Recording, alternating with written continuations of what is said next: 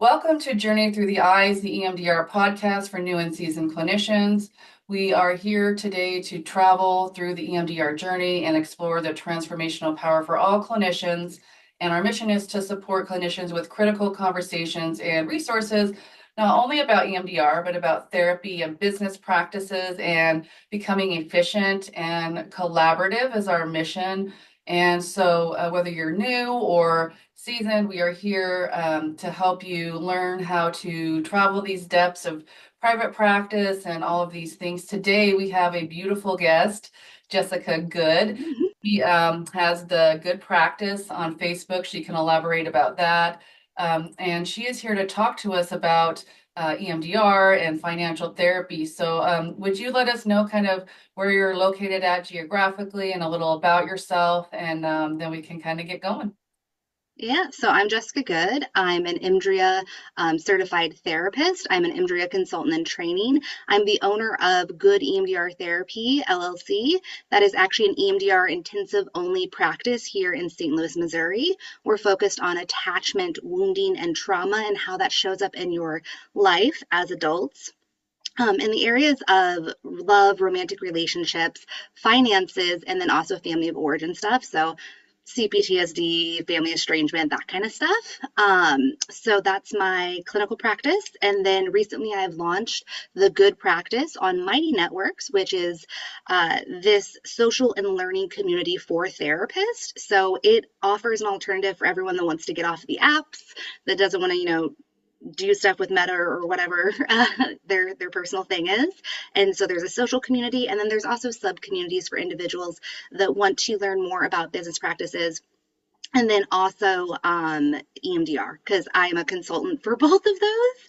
And I have a lot of people that want to work individually with me, but individual, it's pretty pricey to do that. If we put everyone in a group, we do group calls and trainings and everything like that, it gets a lot cheaper for everyone. So that was my whole idea with that, is bringing more to more people, more connection, more learning.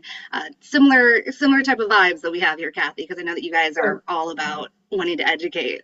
Yeah, I love what you're saying. I think we're just together, you and I have a vision of creating a path for people that can become easy. Before we recorded today, we were talking about going live, going through the path. And I just wanted to say for our listeners, we will have all those links in the show notes. So if you want to find Jessica there, we will have those links here. But I want to share that this is very powerful for me today because we're talking about creating a space, a shared space where we can Mhm. travel through these professional goals together. I also have a EMDR practice with intensive, so maybe we'll have you back and we could talk all about Yay. I've been doing it intensives for years. and Don't you love it? Like, yes, don't you just like, you can't go back to shorter sessions we after. can't It's just go like, what back. is this? Yeah, and we do want to talk about the financial block because I feel a lot about the financial block there. So let's talk about that, the EMDR career path, and then financial pieces here. So let's talk just about the intensive. So would you share with us kind of how you began and how it transformed your practice? I hear a Oh, lot, and maybe you do too, about clinicians' fear of doing intensives and setting it yeah. up. Can you talk about your go-to, how what that journey's been like for you? Absolutely. So, whenever I was starting out in private practice, I originally was working loosely for a group. Like, I had to do everything myself. I had my own website, I got my own clients, all that stuff. But technically, I was part of a group because I was still under supervision.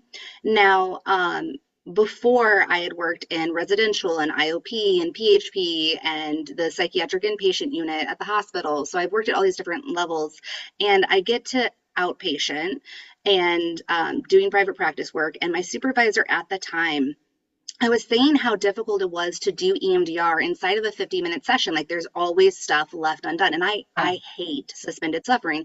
And I was always Ooh, dragging, yeah. that Well, nugget. that's what it is. It's suspended suffering because we're leaving the wound open in between sessions.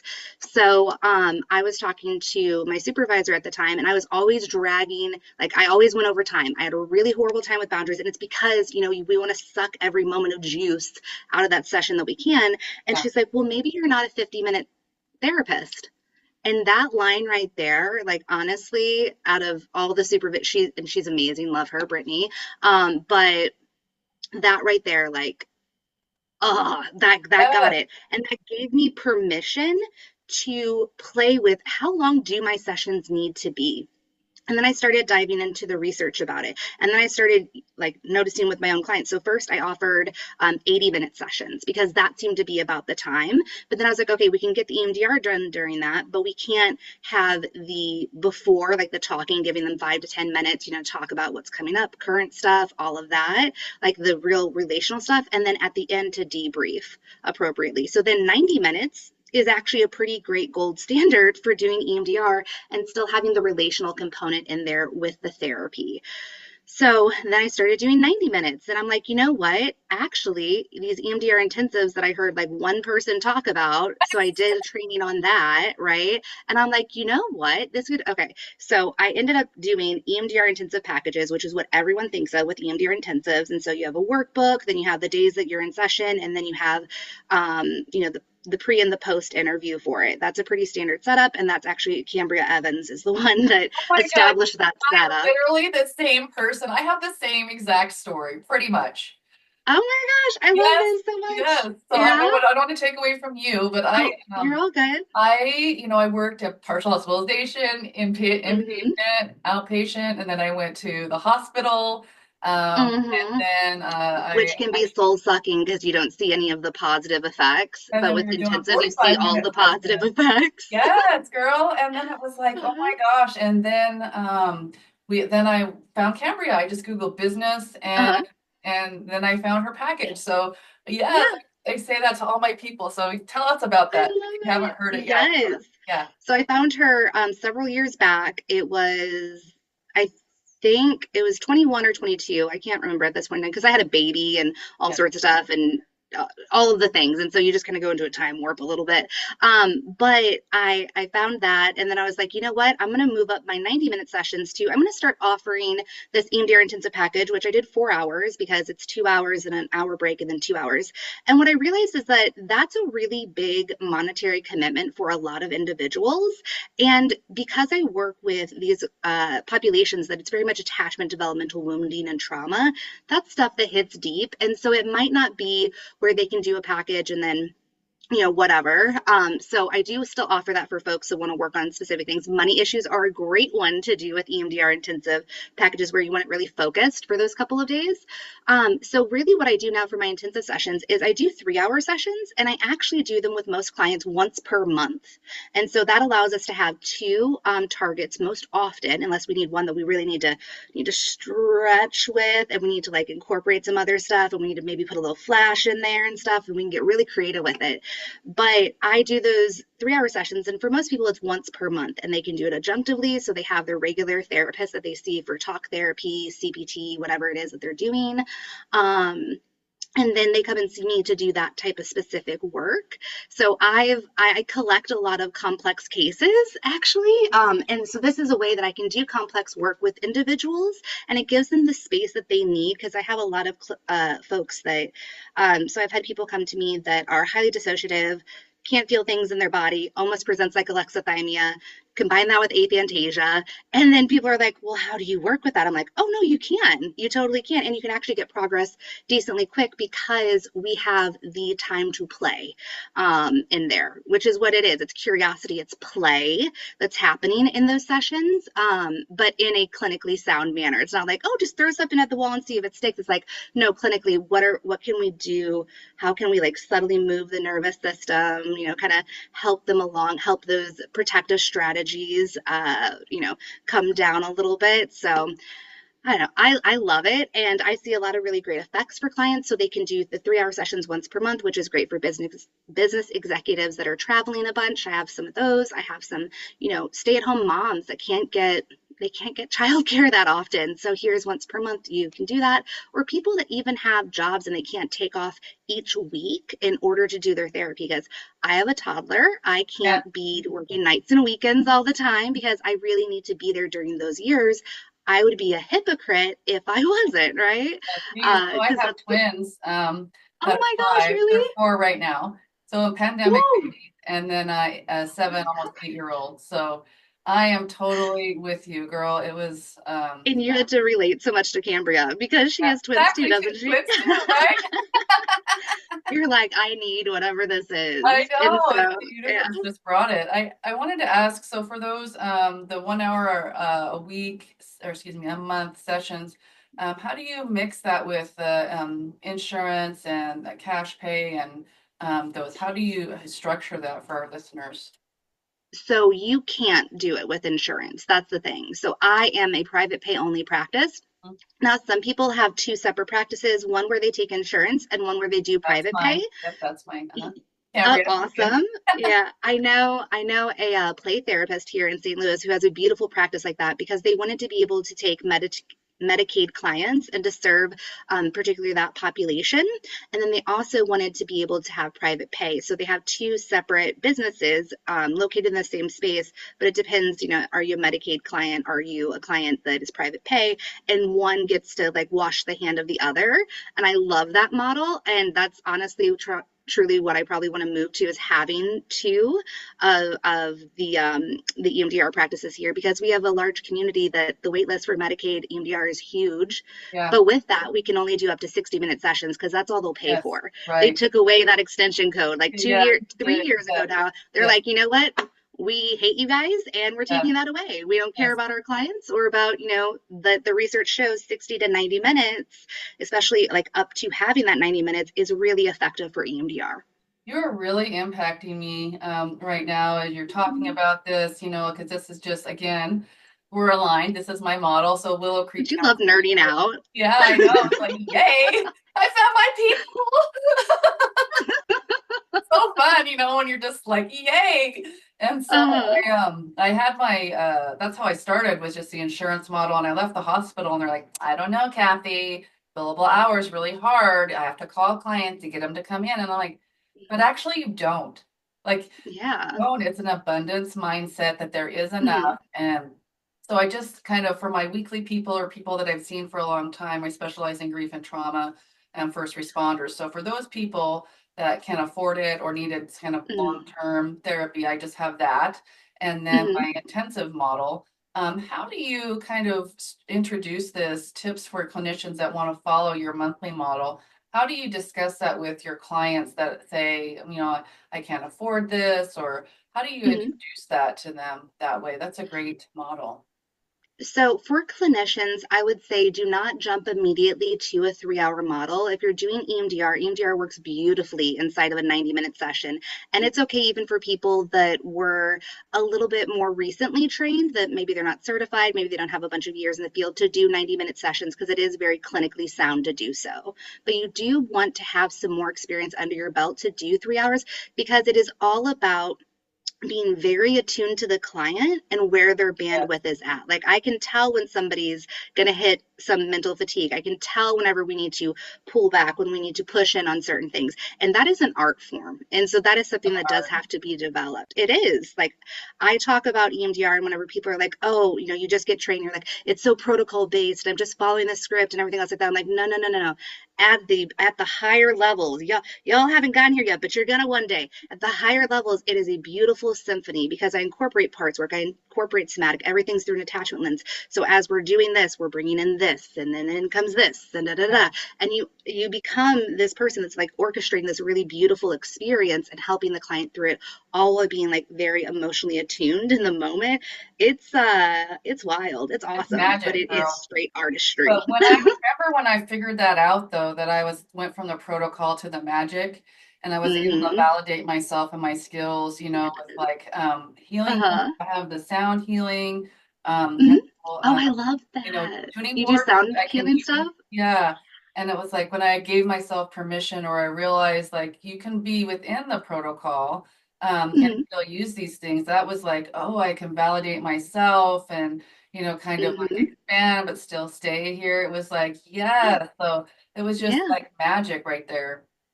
as long as you know why, like clinically sound reasoning for why you're doing something, and that comes down to case conceptualization, and that comes down to playing, being creative with it. Give yourself smaller parameters at first, and then you can do wider because you know different things that can work. But inside this, I say EMDR creates the box inside which we can play.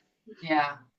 Yes, I want to ask you, so when you have a patient that's ready for the 3 hour intensive and you say, I'd like to do this monthly, session with you, how does that discussion look? And what are some of the factors that you discuss with them as you kind of see them monthly?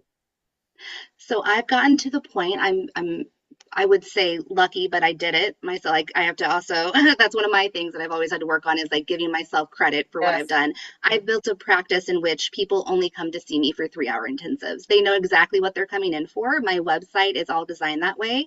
I did recently expand into a group practice, and my co-therapist, Erica, who is lovely and has been in the field for years, she can take on some 90-minute sessions. But for the most part, we're doing 3 hour sessions unless it comes to this very interesting kind of program that we're launching for families and couples, then it's like we're doing a blend of what it is that they actually need. So that is still, and it's like pilot infancy. So we'll see how that all shakes out if we just keep it with 3 hours or if we're going to do 90s and 3 hours. We'll see what happens. But everyone that starts with me does 3 hour sessions. They are looking for intensive work. As I talk about intensive work, like I was saying earlier, it gives us the ability to slow down in the moment, and that actually speeds up the process for a lot of individuals that have nervous systems that are highly guarded. We have a lot of protective strategies. We're pretty Yeah. dissociative. We have Yes. um, a horrible inner critic. We have all these different things that are coming up. And so by slowing down in that moment and actually like giving the correct pace for the nervous system, we speed up the whole process because we help reinforce that sense of safety. And that's so essential to getting to that big chunky work that we want to do, right? That big trait change where we're taking out those scoops and chunks. So I don't really have to convince people, I guess, to do 3 hour sessions because anytime that they talk to me, they're just like, okay, I can see the benefits. Here's what we're doing. Have me talk for a little bit about my sessions, and I've heard I'm pretty passionate about it. I don't know. Yeah, and I do the 1 3 hour session or 3 3 hour sessions kind of like in a model, but I Yeah. love going from month to month and saying, Mhm. we resolve as many targets as we can, and then we'll go to the next month there. Can you talk about, since we're kind of discussing finances as well today, can you Mhm. talk about how do you structure your pay? Do you have them pay right at the intensive? Each session? How do you kind of, and any other financial barriers that you've worked through that you can share with the audience? So, since my structure is a little bit different, everyone considers intensives that term differently. So, some would say my 90-minute sessions. And I do have some of those for clients that have like stepped down from doing 3 hours. Like after a while, if they just need a 90, I'm only going to have them do a 90. But those are smaller than the amount of most of my clients are 3 hour sessions. But that might be considered intensive to somebody. 3 hours might be considered intensive. And then the intensive package, which is the workbook and the pre and the post and all that stuff like that, that might be considered an intensive to somebody. So that word is a little different in how I structure payment. So if it's a 30 or sorry, not 30, a 3 hour session or a 90-minute session, let's say if they're going with Erica, or like I said, a couple of long-standing clients I have, that is all the morning of. They make the payment for that. Now, for the EMDR intensive package, I do have a graduated payment plan for that prior to the session. So it's 25% whenever they book, which is non refundable. Then it's 25% of the total cost whenever I send them the workbook. And then it's 25% of the cost when we have the pre intensive call. And then the last 25% is due the day of the actual intensive session. So basically, 25% secures the date. Then there's no real loss of, like, let's say, Yes. um, you know, 2 months prior, then I already scheduled off a week, and I'm rescheduling people And and I stuff like learned that. And that the then, hard way. That's yeah. really important because I learned that I do that as well. They do a Hmm. down payment just to schedule and Yeah. book. And then if they cancel, then that's non-refundable. So if you're a new clinician looking at that, I would say that's one idea. and one definitely. Solid. Uh-huh. Yes. Yes, for Because sure. you're taking off time from maybe clients that you're doing during the regular week. You're having to shuffle people around. Right.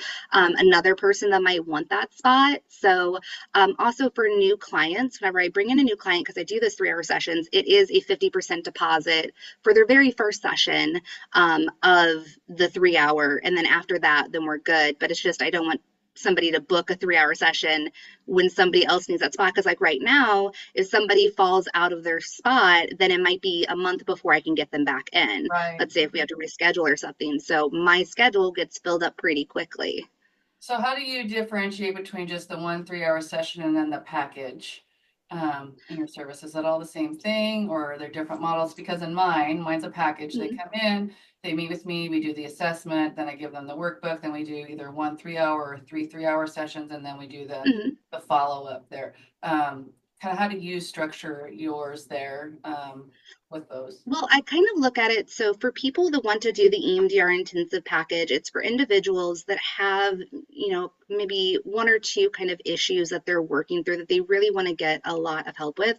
These are typically my folks that come to see me from out of town. So, people from Canada, people from across the country. Like I've had people travel. And then sometimes people travel for the once a month if they can drive in to St. Louis, Missouri, where I'm located.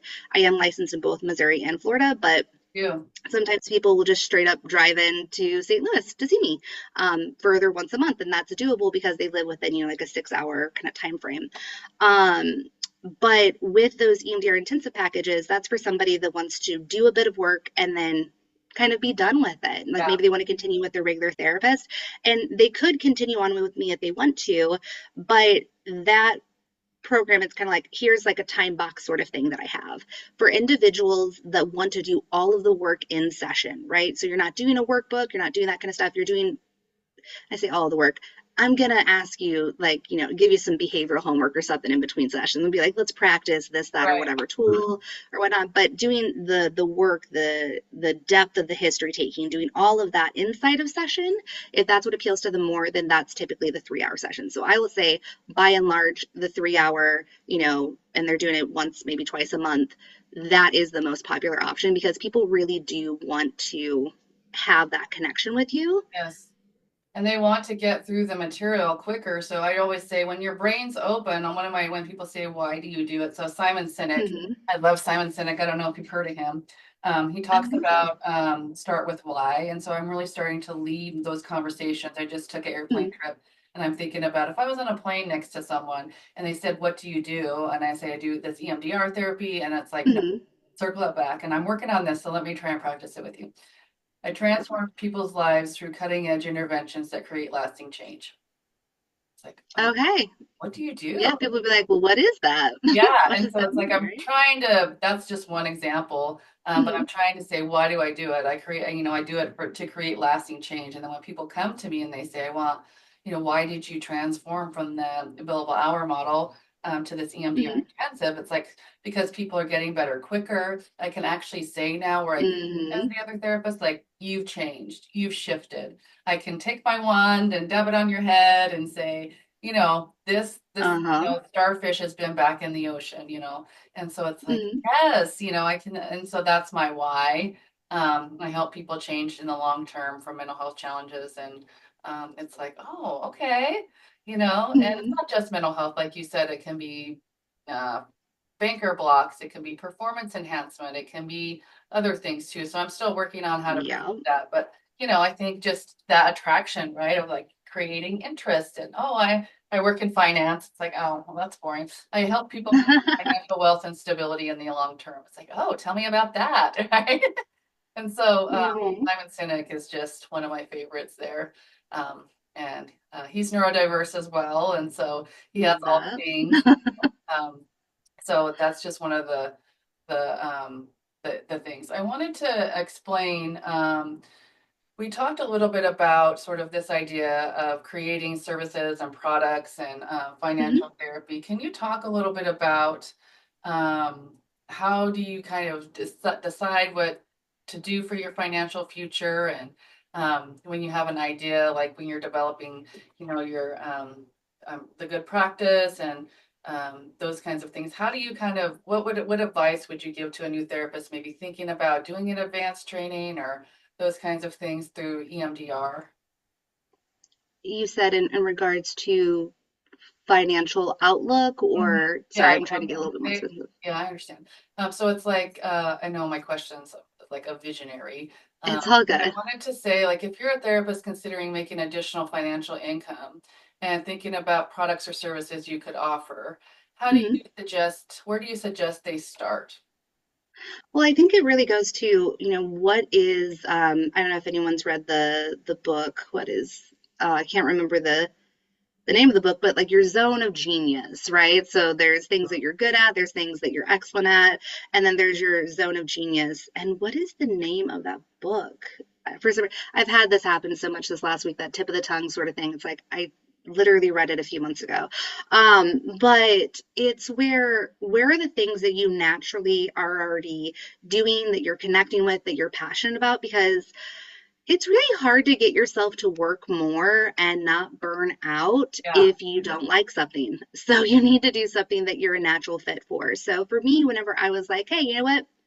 I'm just going to launch a whole community for therapists. You know what? Yeah, why not? And that's honestly how I take a lot of my life. I'm like, hard could it be? Let's, the yes, jokingly, right, yes, like the Elle Woods, what, like it's hard, type thing. I love that, like that can do spirit. But whenever I was thinking about that, it's because I already had so many people coming to me for business consulting. I had people coming to me for EMDR clinical consulting. I'm like, how can I get all these people into one space? And how can I help them more cost effectively? And how can we like really enhance this experience of all of this for them, because it's very lonely? And how can I do it in a way that's really focused on clinical excellence and also the human that they are, because we're all therapists, but we're humans. So I really love connection. I really love nerding out and learning about stuff. I love all that. So I'm like, all right, we're going to do a community. And then I am a TikTok therapist. If anyone has ever seen me on there, it's lovely. I go live and talk about psychoeducation, all that fun stuff. So being on there and there being the ban that happened and all of that and the upheaval and then people wanting to get off Meta, I'm like, you know what? I already have this space that I'm paying for because I pay yeah, monthly for it. I'm going to develop into these sub communities where people, it is a paid membership. Let me just offer this social aspect of it because it's so cool. It's just like a social media, like a Facebook feed, but better. And then there's events and there's all sorts of things you can do. And I have a referral section and there's a resource site. There's all sorts of cool stuff. Let me offer it for free, at least for 500 people. I was like, after 500, I'm going to charge about 99 cents per month just so I can maintain it, right? Because it's gonna become a beast at some point, right? And I'll have to have like people moderating and everything else like that. But I was looking at what I was already doing, what I was already good at, what I enjoyed, what people were naturally seeking me out for, what felt, really passionate for me, what I just like was like, yes, let's like do this. I love, the nerding out, the connection, all that. And then that's what I transitioned into with that. And with my practice going from doing the standard therapy model, like 50 minutes to 80 minutes to 90 minutes to 3 hours and 4 hour sessions and everything, that was, what do I need in this, like what's good for my clients and what's good yeah. for me and where am I naturally flowing. If you just really open up to where am I naturally already going, where am I naturally already putting my energy, what doesn't feel like work as much to me, that is where your genius is. That is, just cruise along that line and you will find what it is that you're supposed to do. I think you had said something. So we were talking about the EMDR career path, and we talked about the path to becoming a trainer. And so I just want to, Mm-hmm. I mean, I'm very, and then I'm on the path right now, right? So I haven't, Yeah. I submitted my application. I submitted it in January or February of last year, and then now the EMDR International. So we went through all the things, and what happened with Mm-hmm. me was, I was actually writing a refresher course for an online, Uh-huh. like a self-study course. Oh And yeah. so I was looking up for my refresher course some of the questions for the quiz, and I found the Mm-hmm. basic training quiz from Emdria, and I thought, oh, I got all this, and so it was just very validating, and so I could Boop. actually There's a like, light bulb oh, right that I there. did it, and so when I Uh-huh. talked about this myth of these things being unreachable, and so I remember a consultant I worked with, and I was just very new, Mm-hmm. I was either being certified. I think I was being certified. And I said, how do you become a trainer? What's that path? Oh, it's very hard. It takes 7 years. It's not for you. And we're really, Uh-huh. I want to be the counterculture to that. Yeah. That's my mission, is to be the counterculture to make dreams desirable and reachable and to spread the love of Hmm. EMDR. And so then when I had this thing where it's like, oh, you have this already. It's already here for you. Like the universe just gave it. And I just went, boop, boop, Hmm. plugged all the information in and boop, it's done. I mean, there was a few more That's steps to that, amazing. but I mean, Yeah. it didn't take long. And so, now I'm in that process where I've submitted the application and we're just waiting. It's been a long waiting period. And now they're going to turn it Yeah. into an online system where they'll have a curriculum design person. And I think what you had shared as some of the feedback is it wasn't linear. So I'm happy they're doing that Hmm. process so it can be linear. But really, my mission is to help that be attainable. And Yeah. like you, I love your idea of like taking that path and creating a product out of it. Like, let me help you. Hmm. Give you these insights, or this would be so easy to do. Um, and so I just wanted to share that as well. And then you wanted to talk about advanced EMDR CE credits. Do you want to talk about how to become a CE provider? Um, Yeah, sure. I'd love to because originally we were going to talk about EMDR and financial therapy on here, yeah. but we've gotten into some juicy some juicy conversation, I feel like. So Yeah.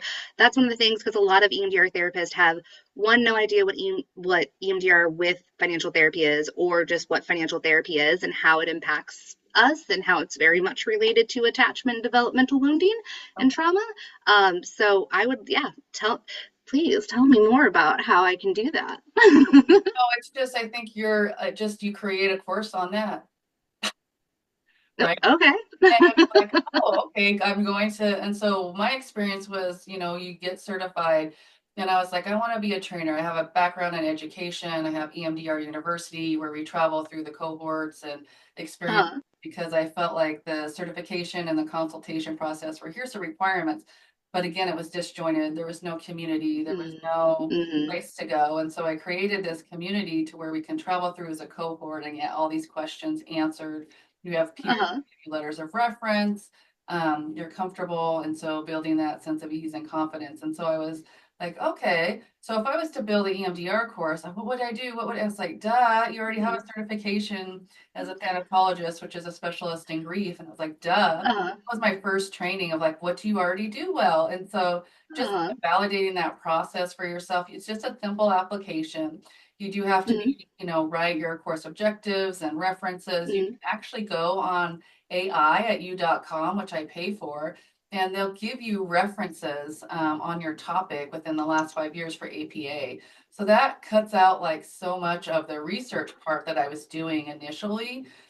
So that's a really good golden nugget that'll just pull up research articles for us Love that are that. just like, boom, here it is. And it's like, so making it easier to do Mm-hmm. that and just know it's reachable. You do have to have a certain mind. You have to have objective course content, Uh-huh. kind of structured. But also too, the other thing I would say is I started out with Kajabi, my Mm-hmm. learning platform, which also has a community in it. I'm thinking Mm-hmm. about how to use. I still kind of divine downloading that, but Mm-hmm. I transitioned to CE Go, and Mm-hmm. they do all the CE management for like the Mm-hmm.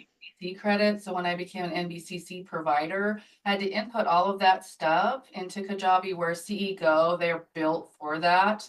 And Mm-hmm. so that would be another recommendation, is to find a platform that you can put some on-demand trainings on. Mm-hmm. You're finding your niche, you're developing your objectives, you're finding the content to support it. You can start Mm-hmm. small.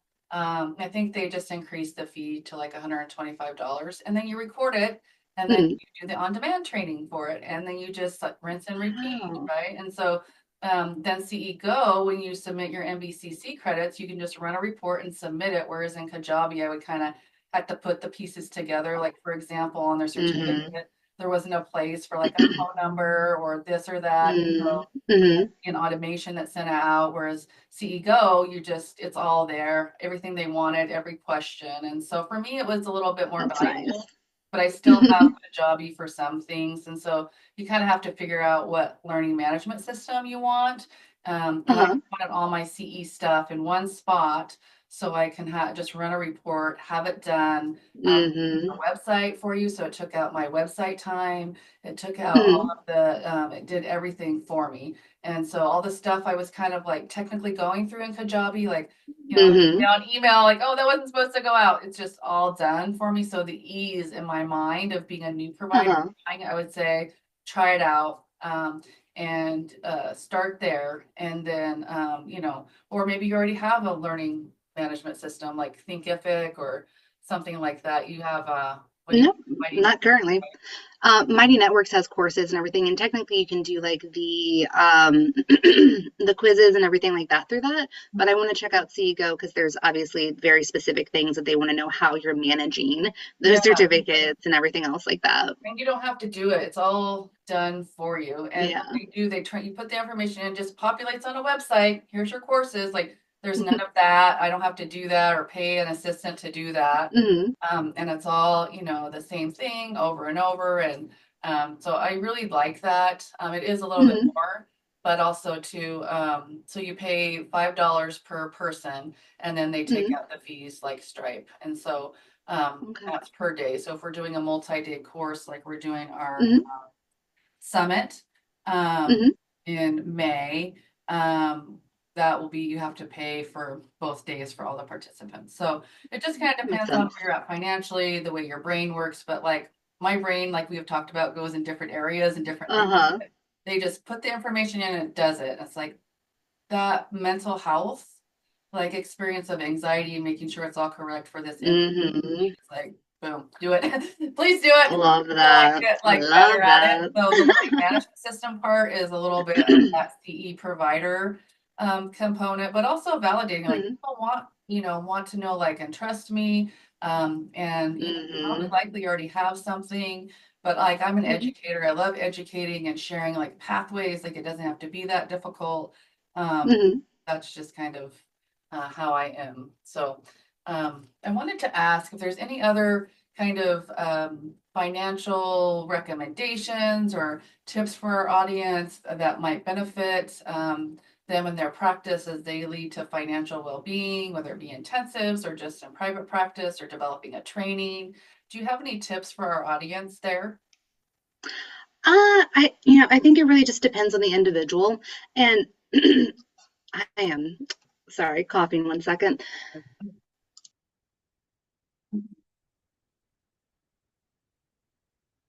Yay, sinus season. I think it depends on the individual and what it is that they're doing because everyone, there's very common stuff, and you can find that kind of information kind of splattered all over the place. I feel like there's so many folks that are like, oh, do this, that, or that. Well, one thing I would say actually financially is that you don't need every single coaching program out there because some of them are just recycling the same stuff and there's a billion of them and people are like, hey, I feel like I need to do this coaching program, and there's a lot of anxiety going into things, and it's just kind of like you probably have more capability than you think.